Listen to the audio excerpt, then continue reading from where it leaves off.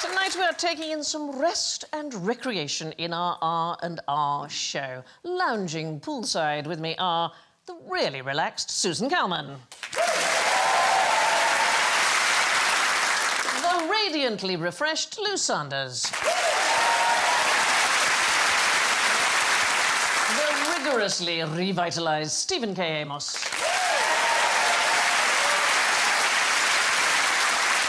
And the reasonably rat-arsed Alan Davis.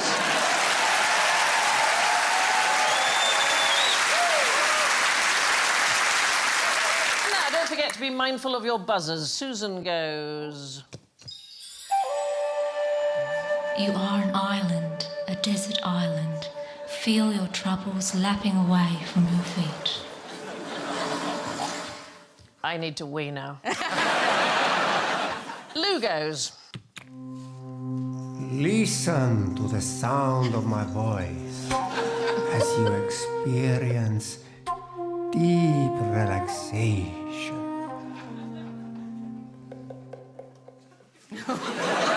Where is that person from? I mean, Stephen goes...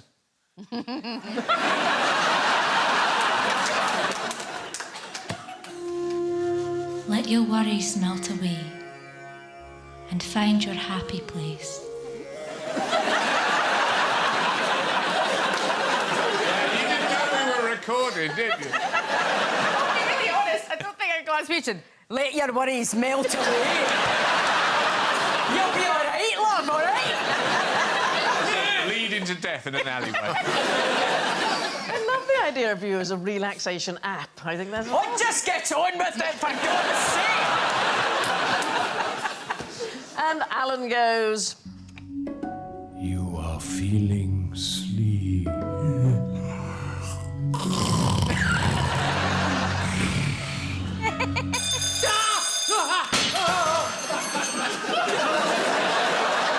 OK, feeling relaxed now?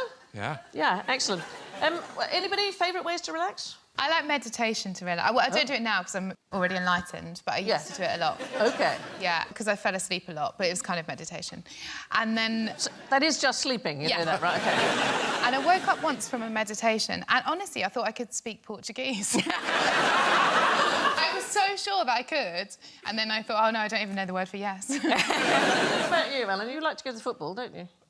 Yes, but I don't get relaxed at football. No. If I want to have a nap, I'd go for a drive. OK. I've slept for 50 miles on the other one. What about you, Susan? Are you a relaxer? Smoking jacket, pipe, mantelpiece, globe that turns into a bar, a light reading aloud of Miss Marple of an evening. Just a very traditional ladies' evening. And then a hand of bridge, probably. So No. just that kind of some brandy. I know you. You count your Smurf collection. I do count my... Is it more relaxing to be in a locked room or an unlocked room?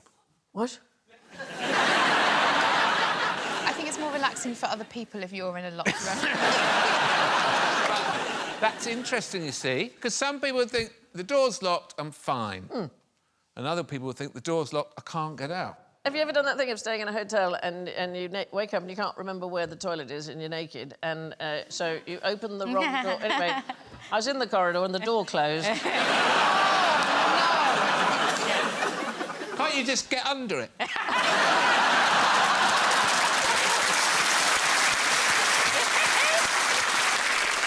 OK, those are all good, but we have some ideas of our own about relaxation. So, Alan, I know the absolute perfect thing to make you relax. Unfortunately, it was too big to fit under the desk. Bring on the cow.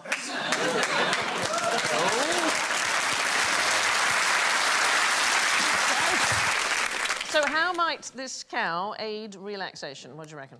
Sit underneath it and get a pat on the head?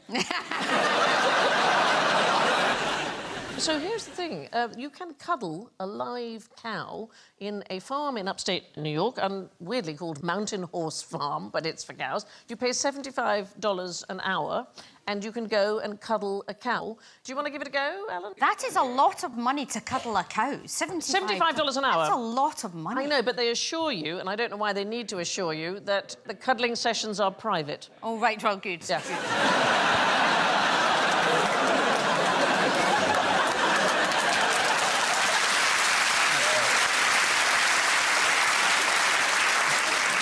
better? I feel much better. Yeah.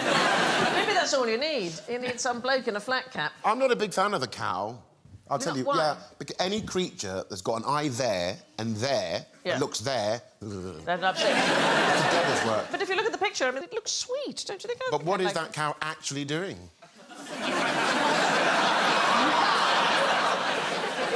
Well, we'll find out when it inhales. Susan, what have you got under your desk for relaxation? Is there nothing there? Is it this? What is it? What have you got? Stephen's leg. It's not my leg.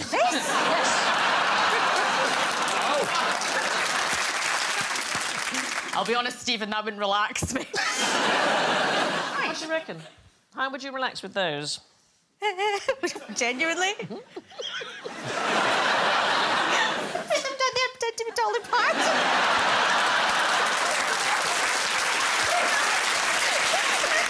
Working not too fast. I don't know what I would do. OK, so this is a thing that you can pay money for as well. You would sniff it. It doesn't have to be an orange, it could be a lemon or I particularly like a lime. Smell it for a few minutes and it's shown to reduce stress and anxiety. So it's a very expensive clinic in the United States. The Mayo Clinic, they use this as part of their aromatherapy. Do you feel a sense of the relaxation? No. No. I think it depends on where the orange has been. Because... Stephen!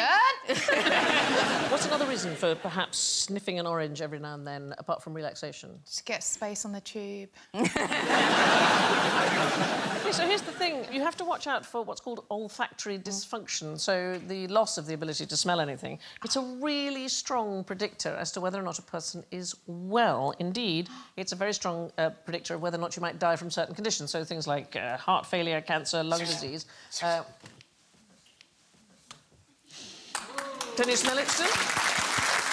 No. There's nothing. Nothing at all. This isn't funny, I'm ill. Yeah, I think you're going to die. So the University of Chicago did some tests. Can you smell it? I'm fine. You're fine, OK. They did some tests in 2014. 5 Oh, years... yeah. This one's all right. You're right. Oh, that's a good. You're only going to die on one side. 5 years after they tested 430 people, 39% of the people who had a significant loss of smelling had passed away. I know. So it's a thing. It's like the canary in the coal mine. You've got to keep an eye on it. It's working here now as well. I don't think I was trying hard enough. Lou, what have you got to relax with? Uh-oh, it's Yeah. rude. It's rude. Why do you say it's rude? Well, straight away, my mind's whirring. OK. And I'm going to be polite on this one because my mum didn't like last time my... Did you think you were a bit rude? Can you switch it on? Has it got an on-off switch? What is wrong with you? Yeah. It's just that It might light up. No, it's another way of relaxing. So you could either use your own hand or you could use a... Yes. Oh. I'm afraid... Make your mother proud, girl. Make your mother proud.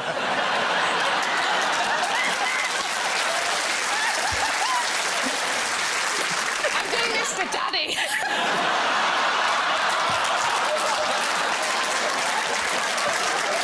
I'm doing it for your dad.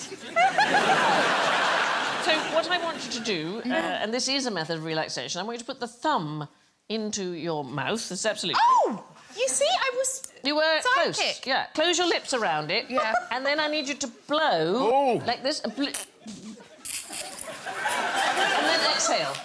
Is it like a bagpipe? OK, so what it does is this is a genuine thing to help you relax. It stimulates the vagus nerve. So that's the bit that's responsible for the body's relaxation response. And it is called the Valsalva manoeuvre. And what it does is it lowers the heart rate and it calms you down. I love it. Yeah. Did it make you feel any better? I I mean, you could do it with your own thumb, but obviously it's more suck interesting. my thumb Do you? every night. Why? To a Because I'm point. adorable. Like one of those... like a sweet cigarette. It's really sharp now. Right, Stephen, what have you got, my darling? I have with me a concoction. Yes. Which is made up of PVA glue Yep. and bicarb of soda. OK. And I will add to that a little contact lens solution. OK, because it takes a while to mix in, we've already put the Red bicarbonate pepper. of soda and the white glue together. Add the contact lens solution. We're going to make some slime. Why might you make slime? Kids love it, man. They do love it. It's the feeling of it. OK, so this is a slightly worrying thing about the world. 2017 was a huge year for slime. How to make slime was the most popular how-to Google search in the whole of the UK that year. Wow. It was huge in the United States. It caused a glue shortage in the US, and people watched people playing with it as a relaxation tool. It's this thing called ASMR, Autonomous Sensory Meridian Response. So you get a sort of tingling relaxation feeling, and apparently you get it with slime. I like watching the ASMR videos. I like watching people touching things. I think it's really nice. Well, you're absolutely right. Apparently people like the predictable way in which things move. They like the fact that it's being manipulated. And we are...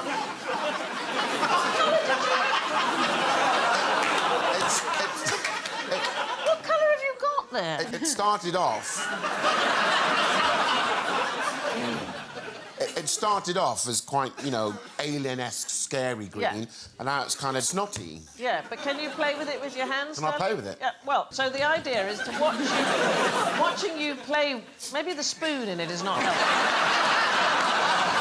Play with it like they're doing the videos, like you're enjoying you it. have I've seen those videos. Okay. I've got a life to lead. Susan, can you show us? Yes, of course I can. So what you do is you have to... You have to kind of... You go... Yes, it is that. It's just weird. The point of these videos is to display the enjoyment of the thing to the person, as if you're showing a prized child. Do you watch these things on YouTube? Yes, I do. OK, so there's a woman, she's 26 years old, she's called Karina Garcia. She has 9 million subscribers. Yep. Watching her play with slime, she makes about $200,000 a month playing with slime. She also does things where she sees how many chicken nuggets she can get in her mouth. And, I mean, it's not for me. How many can she get in her mouth? It's a substantial number. Yeah. I could get 15. Oh,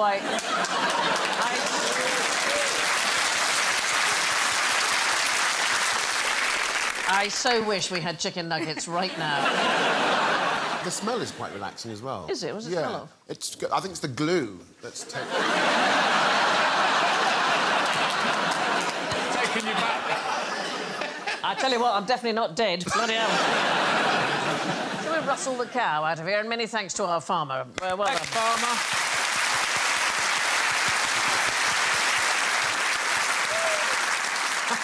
Wild cow enthusiasm. Who needs Valium when you've got citrus fruit and slime? Time for a bit of a rest, but what one thing is guaranteed to ruin a good night's sleep? Cramp. Cramp? Do you get cramp? Oh, it's like being stabbed. Or maybe it was a stabbing. I never sleep. I just don't sleep. Why? Because I can't sleep. I can't sleep at all. So everything ruins a good night's sleep for me. The single worst invention for sleep ever. Alarm clocks. It is to do with the alarm clock. It's the snooze button. So here's the thing. You have resumed sleeping, and your brain thinks that you have launched into another long sleep cycle, and then you unexpectedly wake up a few minutes later. It's unbelievably bad for you. You know about your REM cycles, your rapid eye movement. These tend to be in the second half of your night's sleep, and when you press the snooze button, your brain thinks, oh, let's start into another REM cycle. You interrupt it, and you are left even groggier. I haven't set an alarm in years because I'm always up. I mean, I'm fine. But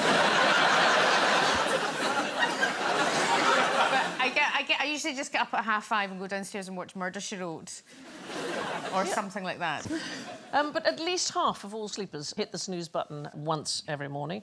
Those people who press it several times are the ones who sleep the least well. In other words, have the greatest fatigue. Also known as students.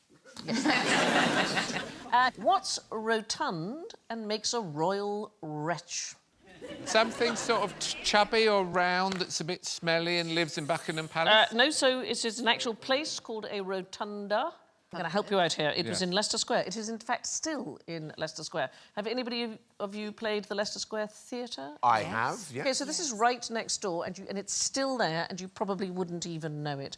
So it was a purpose-built building, enormous building, to display enormous paintings. So the largest paintings of all time, gargantuan panoramas. It was an artist called Robert Barker. He, in fact, coined the term panorama. There he is. And he began with a view of London, and he charged 3 shillings for you to come in, and he made an absolute fortune. And it was an amazing building. So it was perfectly round. It had a lower and an upper circle, so that you could do 2 panoramas exhibited at the same time, one above the other. The paintings were so large that you had to have a map in order to find your way around. It is now the French Catholic Church. You can't see it because they've put a brick front on it. So that's what it looks like now, and you might have just walked past it. It's between Leicester Square Theatre and the Prince Charles Cinema. But if you have a look from the air, so say you looked at Google Maps or something, look at the size of it. Wow. Isn't it fantastic? And if you look, you pull out there, that is Leicester Square. You can see where it's located, and it's become a sort of hidden treasure in London. Change it to flats. Yeah. But you wouldn't know it was there, which is amazing. Anyway, just a few days before it opened, so we're talking about 1794, King George III and his wife, Queen Charlotte, they were given a private viewing of a naval scene. It was so realistic and so overwhelming that Queen Charlotte, after she stared out at the painted ocean, she became seasick. I know how she feels, because I went to the IMAX to watch Gravity with Sandra Bullock. Right. And... Is this a film, darling? Because that just sounds like a really boring thing to do. It's a film. You and Sandra Bullock watching Gravity as a... You can't tell me... Wow! Sandra! Sandra! Sandra! I mean, you wouldn't need to go to the IMAX, surely. Sandra! Sandra! I rarely stand up for myself. You cannot tell me that the star of Miss Congeniality and Miss Congeniality 2, Armed and Fabulous, could not make me interested by doing that. But it was a film about space. It was just her. She was in her pants and vest. That's irrelevant to the story. She was in Gravity. She was there. I was right up close because I couldn't get seats because I was late in booking. It's huge. It's the size of this entire studio. Wait, why couldn't you get seats? You know Sandra Bullock. I've not understood this story. I'm there. I'm sitting. She's right in front of me. It was so realistic that I vomited on myself in the cinema because I felt like I was in space with Sandra Bullock, who's a real person who was not doing that. She was trying to escape.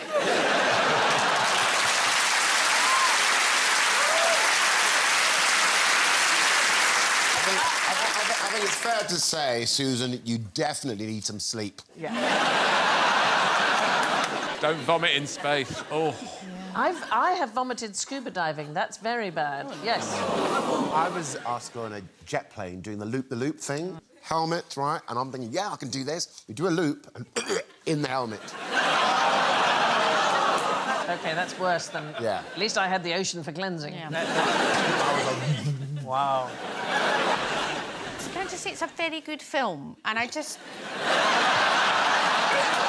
Stop for a minute. I sometimes come on the show and then we move on and I don't feel like I've said what I need to say. Is it OK that I feel you've said what you... I'm just saying it's quite a good film. It's not as good on the telly, depending on... I've got a 55-inch telly, so it's OK, but if you've got a wee telly, it's not... You could get in that. But... I would imagine to you a 55-inch telly is like one of these panoramic pictures. Queen Charlotte definitely would not have enjoyed the panoramic scenes of another gentleman. They were of the Mississippi Valley, but they were by a man called John Banvard. They were known as moving panoramas. I don't know if you would have liked this. No. So these were from the 1840s, and instead of just having a thing where you stand and you look at the picture, they were on sort of rollers, and they were cranked around, and they had somebody explaining what the story was or what you were looking at. They were amazing. In fact, they were brought here to Britain to be seen in a private viewing by Queen Victoria. It's early kind of moving pictures. Yeah. But the thing that Charlotte suffered from, this sort of motion sickness by just looking at a picture, we sort of have it now. Has anybody ever felt sick playing a virtual reality game? Yes, I knew you would. Yes. I played a game where you're in a plane, basically, and it was terrifying because it really fools your mind into thinking... Well, most virtual reality computer games, between 40 and 70% of people will feel sick. It's like the opposite of motion sickness. You know, if you're in a car, you can feel the motion, but you can't see what's happening, and so you feel slightly unwell. This is the opposite. You see movement on the screen, but without the sensation of movement, and it makes you feel sick.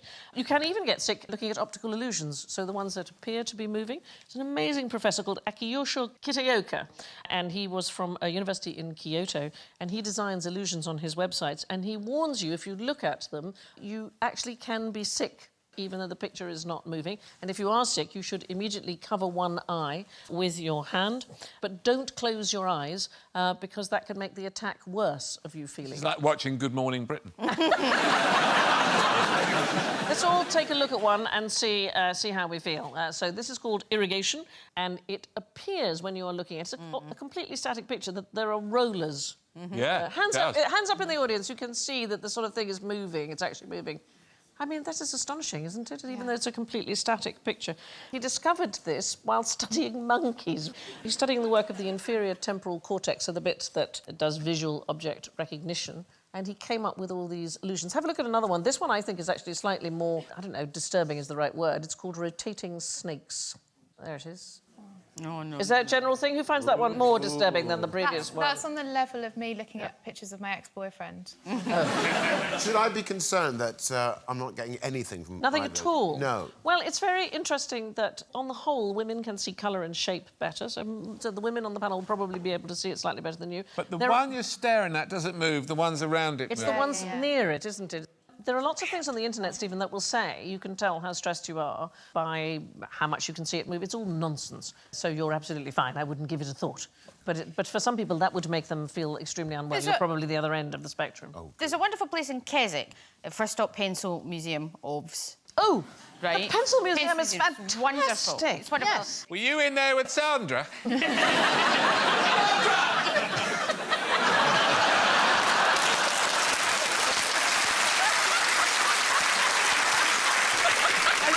Pencil Museum, they've got a place, and it's up a wee flight of stairs, and it's just this little kind of museum place, and they've got one of those rooms that's at the wrong angle and the chair's up the way, and you don't know until you step into the room. Right. I couldn't even be in the room. It just made me want to be sick. It's called the Puzzling Place. Yeah.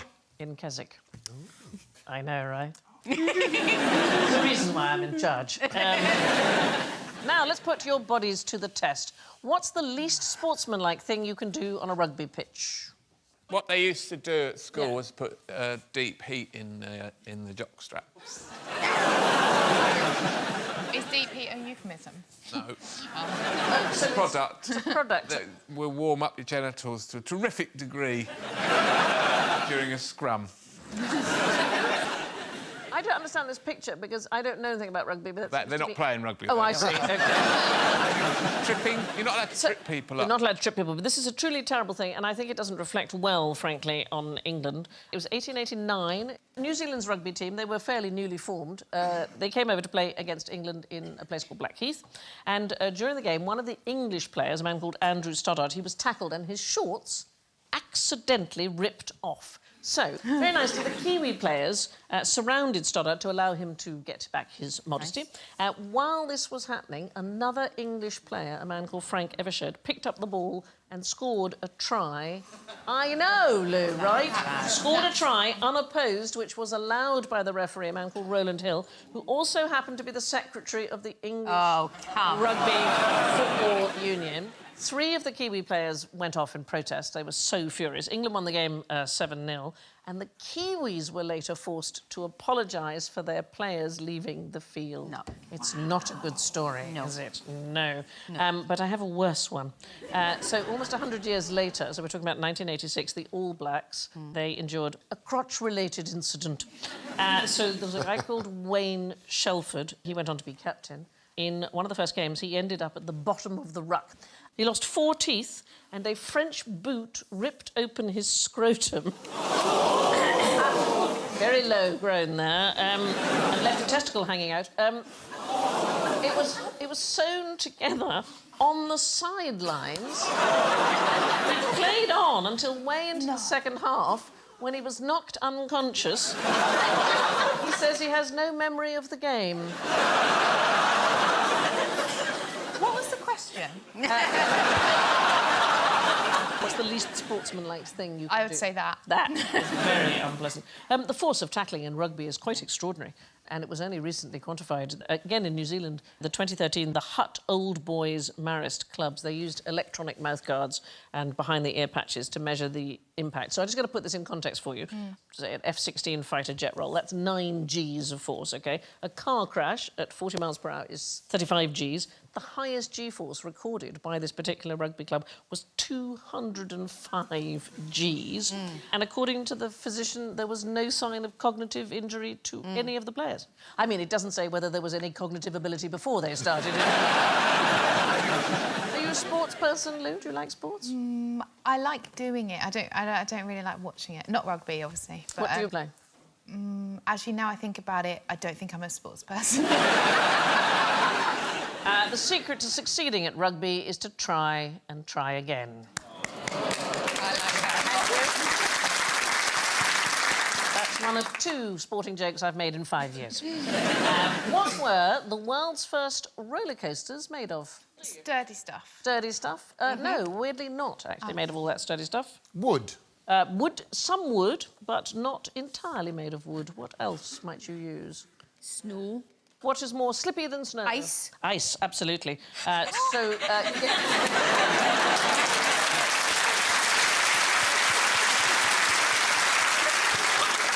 will the way, guys! I can feel it! Literally like pleasing a Labrador. So the idea goes all the way back to 15th century Russia. So ice slides or flying mountains were built in several towns, including St. Petersburg. I mean, look, these are amazing. So some of them were 80 foot high. They were on wooden supports and then they were coated with water and they quickly froze to a sort of slick, icy surface. And then they used to use hollowed blocks of ice lined with straw as the car to go down. Catherine the Great actually had one specifically built for herself at the Orenbaum Palace on the Gulf of Finland, and everybody thought these were marvellous. They quickly caught on around the world. They became known as Russian mountains. In fact, in Spain, I think they still call them Montana Russa. They look like huge fun, do you not think? No. Yeah. Yeah, no, not for me. Nope. No? I'm scared, don't like the height. But you're not alone. So the pioneering American roller coaster engineer, a man called Ron Toomer, he designed 93 of the world's roller coasters by the time he died in 2011. He didn't like going on them. No, he said the very thought of it made him queasy, and this is what he did for a living. I get that, because I don't really like my comedy. Not as much as your mother disliked. No, but you're right to be afraid. So in June 1911, the owner of Boston's Derby Racer roller coaster, he stood up in one of the cars to give a speech about roller coaster safety and fell out. And he died. I know. He died while giving a talk about be careful.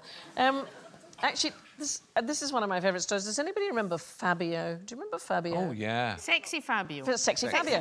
There he is, Sexy Fabio. Yeah. He was often on the sort of cover of romance novels. Anyway, he went on a roller coaster. It was the inaugural ride of this roller coaster in Virginia. This was in 1999. And he killed a goose with his face.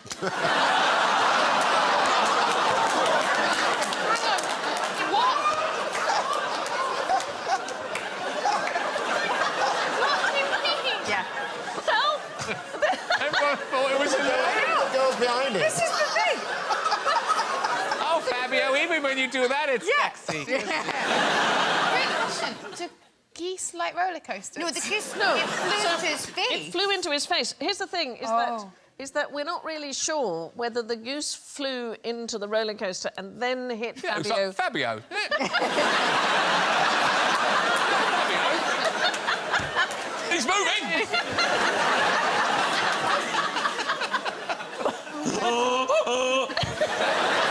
Anyway, he said afterwards, it was very dangerous to go on roller coasters. This was clearly not a freak accident, and it would happen again. As far as we know, it hasn't. This is going to happen again. It's a ticking time. But I reckon if a bird did fly in his face at that speed, he'd have had much more serious damage than that. It was probably pulling up, wasn't it? Yeah. I imagine it was right on the belly. Yeah. If it was the soft behind of a goose, then perhaps that would happen. You mean he was pursuing the goose? He was pursuing...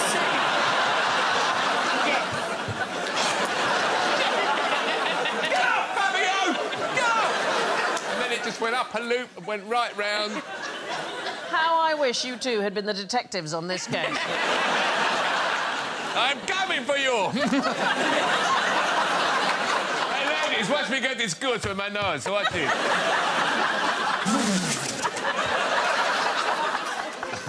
This could happen again.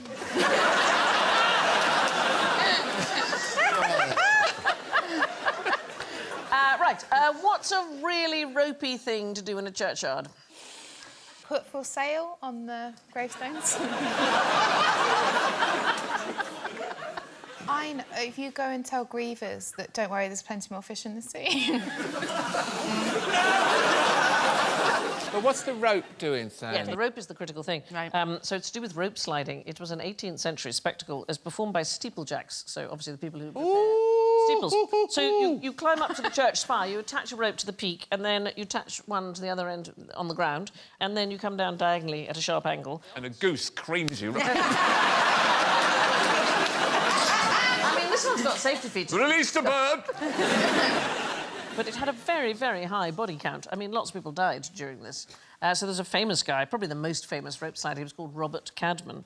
And loads of times in the 1730s, he used to do this. There was a line from St Mary's Church in Shrewsbury, and he would attach a rope to that and then attach it to a tree in a place called Gay Meadow, which you might know, formerly the Shrewsbury, used to be the football Shrewsbury ground. Town football ground. He'd walk up the 250-metre long rope, and then he had a wooden breastplate which had a central groove in it, and he'd put that on the rope, and he would chest surf all the way down. If they died, at least they're in the right place. Straight into the cemetery. That is very straightforward, yeah. There is actually a plaque on this particular church. It commemorates Robert Calman plunging to his death on the 2nd of February in 1739 when the rope broke. I did one of them. What? Zip-slidey things across the Clyde. And did you enjoy it? No, because... So it was for charity, obviously. I don't like to talk about it, but I do a lot. So there's a big crane at the Clyde, and you had to hang on while they unhooked you and hooked you. And I was there, and I couldn't reach. And I said, I can't reach. And the guy said, it's for charity. And it was horrible. It was really horrible. I didn't like it. But actually, interestingly, there were quite a few female steeplejills, is what they were called. There's a marvellous woman called Lydia Atkins. This is a photograph of her from 1913. She was known as the Lady Steeplejack of Leicester. She ascended a 150-foot chimney in Leicester in just 5 minutes. I mean, she was amazing. And there were quite a few who disguised themselves as men. I like this story. There was a woman who disguised herself as a man in order to be a steeplejill. She was helping to rebuild Wakefield Cathedral, so we're talking about the early 1700s. And one day, she climbed to the top where she had an accident whereby her gender was exposed. I mean, I have no idea. And this one is one of my favourites. This is an unnamed man. 1733. He rope slid from the top of the castle at Newcastle upon Tyne into Bailey Gate. And then he thought, that wasn't interesting enough. I'm going to do it with a donkey. According to the local Newcastle paper, the Newcastle Courant, the result of this was that accidents happened. For the weights tied to the ass's legs knocked down several, bruised others in a violent manner, and killed a girl on the spot. I know! Just another night on the big market. I mean, just unbelievable. Now, we're speeding off to the racetrack for a different sort of recreation. What happened when pervs tried to reinvent the wheel? A three-wheeler, the thruple. They called it the thruple. That's a thing now. Yeah. Do you know any thruples? Sorry, what's a thruple? It's 3 people in a couple. It's a thruple. No. It's like you, your wife and the cat. You are...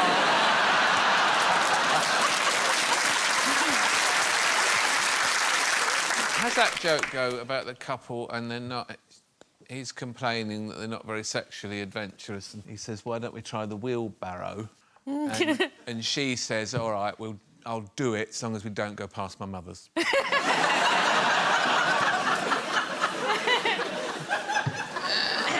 can't remember how the rest of the joke goes, but that's the end part. Yeah, I think it's probably enough. Yeah.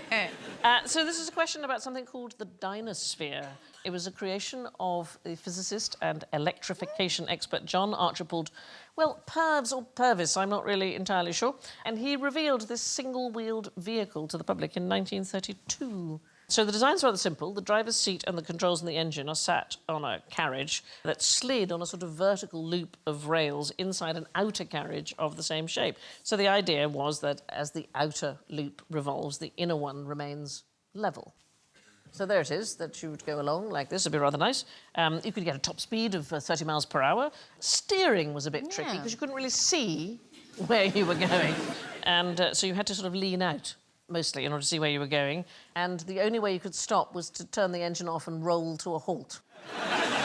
How is this perverted? No, his name is Purves. I misunderstood the question. No. Were you waiting for some form of sex game to appear?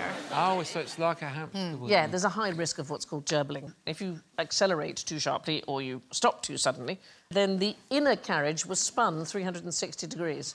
Right. So you'd be like a load in the laundry. There's also something, Sandy, called zorbing. Oh, yeah. You stand in this spherical ball that's made of some sort of plastic see-through material, and there's some water in the bottom, and they push you down a hill. Yeah. And people find this fun, apparently. I did it once, and once only. So the water was up to there, but of course, as you're going round and round, it's all over you. So I thought I couldn't breathe. I thought I was going to die.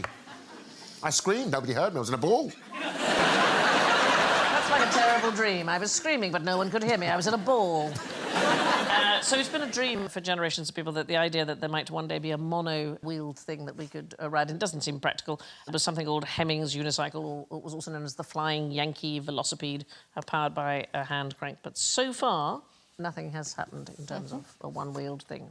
Now, it's time for the not at all restful bit we call general ignorance. We're going to speed through this. Fingers on buzzers, please. How do car thieves start cars? Happy, please. Hot wire. Hot wire. Almost impossible to hotwire a modern car. Did you know that? Listen. Yes, Lou. It's something to do with the wing mirror, and something in the wing mirror then triggers something else. Look it up. In certain cars... I can't go into it for legal reasons. No, well, what it is, since the mid-90s, there have been all sorts of precautions. So there's a little chip in the key. I love chips. If the car doesn't detect the chip, then the key isn't there, and then it won't start. But there's all sorts of newfangled technology, and you can now use things like scanners to clone radio signals from the keys, and you can, in fact, do it from outside somebody's house. So you could be outside the house with your scanner, and the keys are in the house, and they're all fast asleep, and you can still start the car. Basically, keep your car keys as far away from your front door as possible, or in a biscuit tin. Oh, yeah, because thieves do not like biscuits. First car theft ever was committed by a woman. Did you know this? I love that. Yes. So her name was Bertha Benz. So married to... Oh, not the Benz of... The Benz of Mercedes-Benz. Mr. Benz. Carl Benz. He'd invented the very first practical automobile, and she thought he wasn't doing his best to sell it, so she decided that she was going to take it on the very first long-distance journey. It was the 5th of August, 1888, and she took his car and she drove 90 kilometres from Mannheim to Pforzheim with her 2 teenage sons, because she thought, whilst doing this, she might as well visit her mother. What I love this about her, at one point she stopped at a cobbler's and asked him to put some leather pieces hammer them onto the brakes so that the brakes wouldn't wear out, and in doing so she invented the modern brake pad. So she's marvellous, isn't she? She was both a thief and an inventor. Yeah. Bet she couldn't park it, though.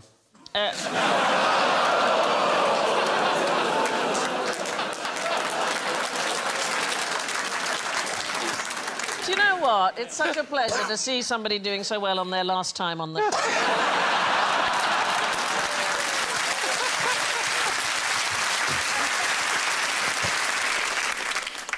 The elves have done some research into your wing mirrors, Lou. Oh, yeah. In modern cars, if the wing mirrors are sticking out and it's empty, the key fob has been left in the car because they tuck themselves in when you leave the car. So you would know it's not that you can hotwire the car through the wing mirrors, which is, you know, an interesting thought. Now, you've got your CDs, your MP3s, but vinyl just sounds so much better, do you not think? Alan, what do you reckon? Well, it does in a kind of nostalgic sense.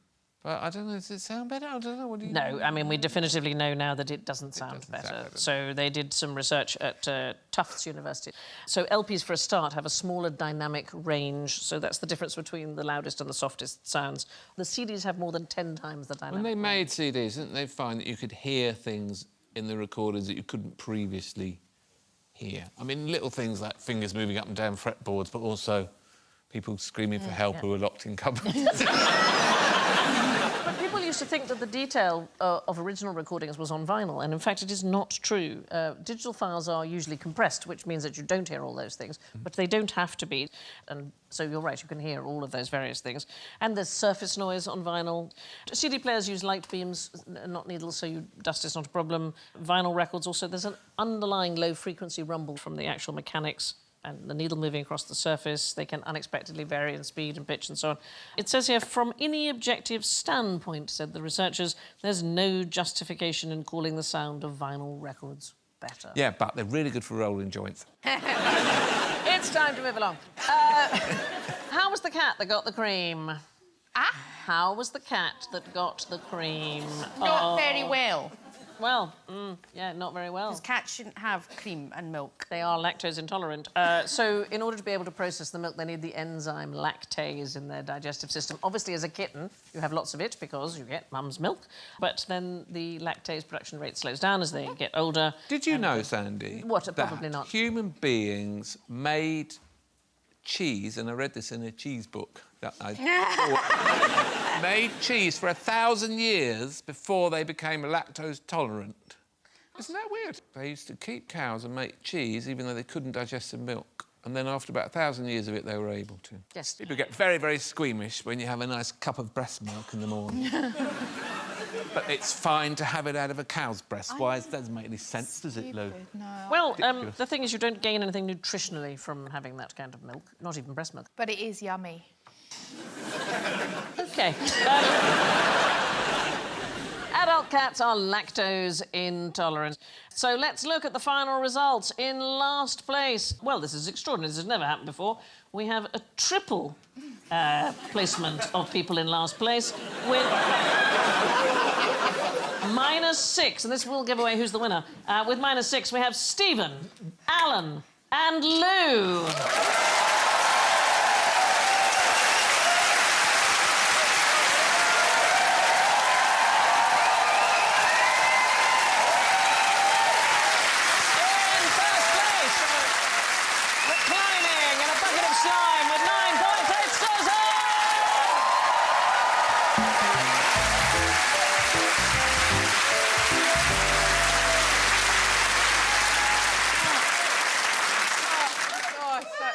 So good.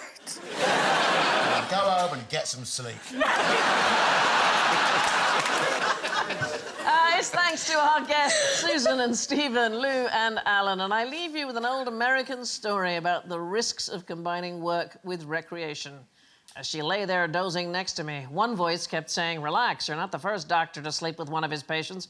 But another kept reminding me, "Howard, you're a veterinarian."